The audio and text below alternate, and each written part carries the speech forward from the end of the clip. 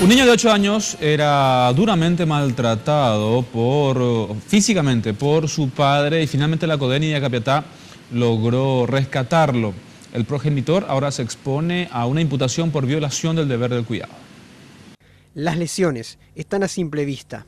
Según la directora de la Codeni, Elizabeth Piris, el niño estaba visiblemente aterrorizado. El niño estaba atemorizado, atemorizado es poco, aterrado. No. Estaba adentro en la casa, estaba adentro con otro hermanito y total. ¿Pueden ingresar al patio por lo menos?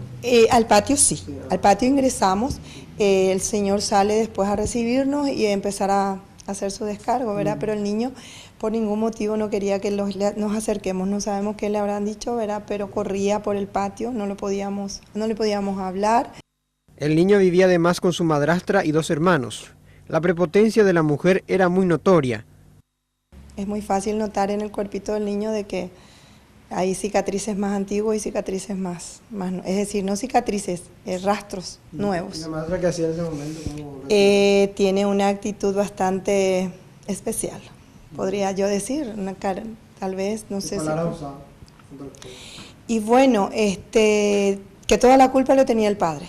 Vecinos, que eran testigos de los maltratos, ayudaron para dar con el pequeño y su padre, que a estas horas están en la fiscalía local. Al niño se le harán las pruebas victimológicas para reconfirmar y saber su estado de salud. El Ministerio Público evaluó una imputación contra el progenitor por violación del deber del cuidado. Para denuncias sobre casos de violencia contra niños, pueden llamar al número gratuito 147, a la Codeni o comisaría más cercana, para que luego se articulen las acciones con la Defensoría de la Niñez y la Fiscalía.